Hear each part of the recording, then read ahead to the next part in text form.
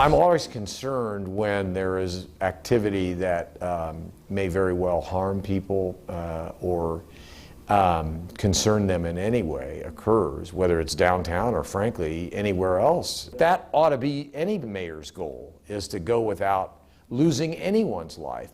Mayor Joe Hogsett says an additional $420 million of federal money can help end the violence in Indianapolis. The mayor has already unveiled a new budget that would spend an unprecedented amount of money to fight crime and its causes. But with victims dying in the streets almost daily, tough questions still face the mayor tonight. CBS 4's Courtney Crown is getting answers in a one-on-one interview. She joins us now in our newsroom. Courtney, you asked him specific questions about what will change. I did, Bob. I asked him if help is on the way immediately. And the mayor says the 3-year, $166 million budget specifically for anti-violence efforts could change the course of history for Indianapolis. Of course, it has to pass first, but Hogsett says eradicating violence is his top priority. They're laying their loved ones to rest. What do you tell them about, is help on the way?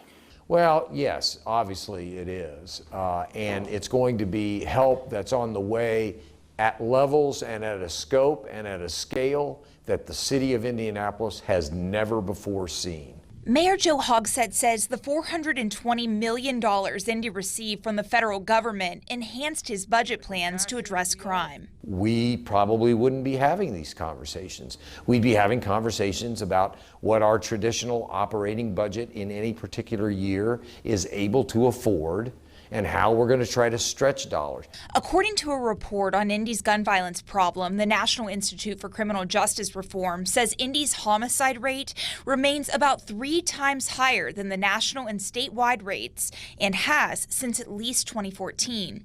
The day the report was publicly released, Hogsett called Indianapolis a, quote, extraordinarily safe city, but changed his tone at Monday's City County Council meeting when presenting the budget. You called it an extraordinarily safe city. Do you still stand by that today?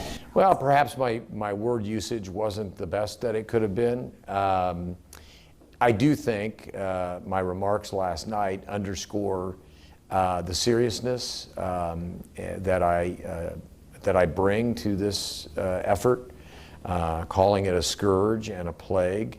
I think that the levels of gun violence in the city of Indianapolis are unacceptably high. Since July 1st, at least 12 shootings erupted in downtown Indy, along with stabbings and seizures of illegal guns. Thankfully, no one was killed during a shootout at the end of June in a downtown parking lot, but people were still startled. Hogsett says the proposed increase of 100 new police officers and 50 additional peacemakers and violence interrupters will keep people safer in downtown. I'm prepared to do anything and everything I can in the time I have remaining as mayor to eradicate the scourge of gun violence to the extent that we can. Included in the mayor's proposal is $45 million for community violence reduction grants. Now, those dollars are managed by the Central Indiana Community Foundation. Courtney, we're talking about a lot of money here. How are those organizations receiving it, being vetted? Well, Bob, Mayor Hogsett says that's totally up to CICF. It's totally their responsibility and not city officials. They are responsible for measuring the recipient success. So it goes without saying there's a lot more questions that we need to ask of people who are in power and who do have the responsibility of doling out these dollars. Questions that we'll still be asking. All right, Courtney, thank you very much. You can find our full, uncut, unedited interview that Courtney had with Mayor Joe Hogsett. We posted it online at CBS4Indy.com. Courtney, thank you.